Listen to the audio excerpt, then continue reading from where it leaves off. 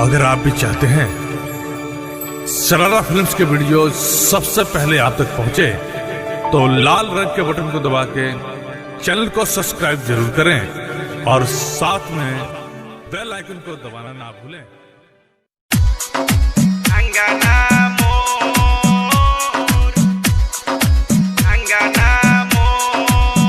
Recording by Sharara film Delhi. DJ Manish छोटी मोटी मोटी अंगना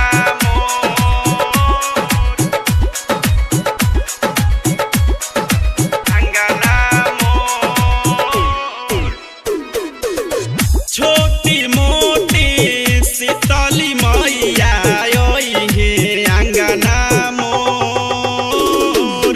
छोटी मोटी शीतली मैया हे अंगना मोर। गैया के गोबर से अंगना लिपात हो गईले बाभोर। गैया के गोबर से अंगना लिपात हो गईले बाभोर। छोटी मोटी शीतली मैया हे अंगना मोर। छोटी मोटी शीतली मैया हे अंगना मोर। अंगना मोर हे अंगना डीजे मनीष छोटी मोटी मोटी मोटी छोटी मोटी हे अंगना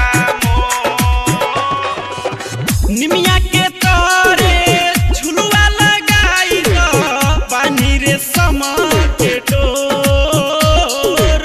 चौमुखी दिया ना घिउ में जरा दो कद सकर अजोर। निमिया के तोरे झुलुआ लगा दो पानी रे समय के डोर। चौमुखी दिया ना घिउ में जरा दो कद सकर अजोर। अहिरू के घरवा से दूधवा ले आई द पाखब कोमल गोड़। छोटी मोटी शीतली मैया हे अंगना मोर। डीजे मनीष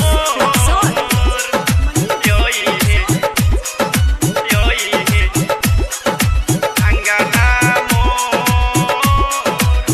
छोटी मोटी मोटी अंगना सोनरा के घरवा से हरवा ले आई हो देखी के तू तिजोड़। चूड़ी हरवा से चूड़िया ले आई हो हाथ दोनों जोड़ जोड़। सोनरा के घरवा से हरवा ले आई हो देखी के तू बिजोड़। चूड़ी हरवा से चूड़िया ले आई हो दोनों हाथ जोड़ जोड़। गई है रवि लिखी है मोइने पचारा के हो